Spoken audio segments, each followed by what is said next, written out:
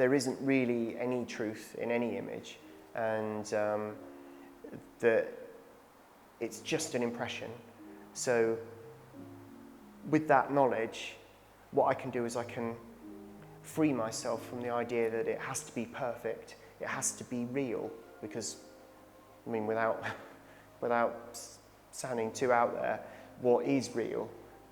Because arguably it's just light reflecting off things that our brain processes and all that kind of stuff. That's one way of looking at it. There's a school of thought that says our eyes reach out to the things, but we don't need to go into that. But it's freeing yourself from the idea that there is an empirical truth, and there is an objective truth, I think is very liberating in terms of creating things, because you're not kind of a slave to an absolute. So it can be looser, and it can be kind of a more muddy, kind of vaguer impression. And I think that the wild drawings have definitely gone into that arena. I think there's a breathing process to it where you're creating the image, but you're also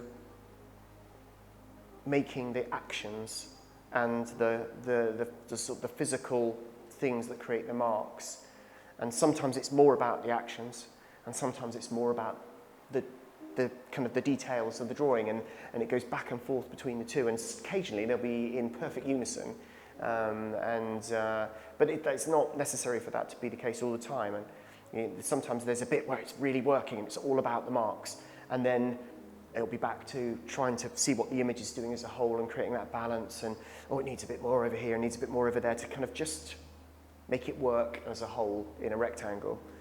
Obviously we don't see in rectangles, we see kind of all this, so even that isn't truth, but it's a truth and not the truth. I think the a and the are the important things there, because an a truth, it can sit amongst many other truths and be as valid and as workable. So I worked for 20 years visiting schools in the UK, working with primary age children, mostly 4 to 11-year-olds. And sometimes they'd say, "Oh, you're going to work with 120 people today," and you'd sort of you just have a little moment of fear, and that would stay and never leave. But beyond all that, one of the things that I was always encouraging them to do was to take those risks and to take chances with what they're doing.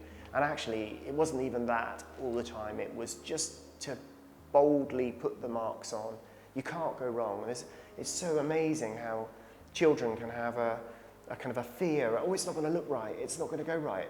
Which is, it's just a truth for everyone really who isn't confident about art. And I think a lot of what I was doing there was trying to encourage them to push it and take those risks a little bit. And that's certainly been true. I've got to take my own advice. I think that's what I'm saying. I've got to listen to what I've been trying to persuade other people to do. And that's certainly been true of these drawings, in that I have had to take risks, and sometimes drawings have been ruined, and that's okay. But I think it's where the risks pay off, it is worth it. And it's just a drawing. It doesn't really matter. It's just a drawing. So, I mean, you have kind of investment in it and you have feelings for it, but there can be another drawing if it's a disaster.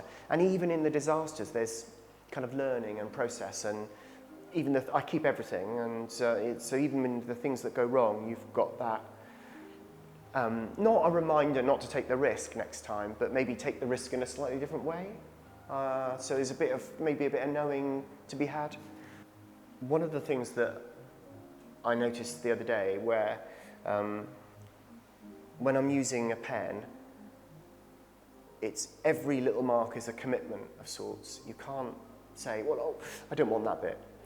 So it's not like a pencil where you could feasibly rub it out. It's there, and so it's a commitment, and it's So you have to kind of believe in every kind of brushstroke, if you like, or pen stroke, as it were. That's not always possible, and sometimes I think you can feel like you're losing control of it, and have to kind of really work hard, but in a wild style, to try and kind of get that balance back and get it sort of back to where you're not in control of it, but at least it's going in the direction you want it to go. Because every mark is on there, it reminded me that it's like a maths question. You know, where when you're at school they say, oh, well, you do this question, but it's not about the answer, it's about the workings out that happen on the way to the answer. We need to see your workings out. Oh, that means you can't do it on a calculator and cheat, but by showing the little tiny numbers that you've written around it to try and get to the answer.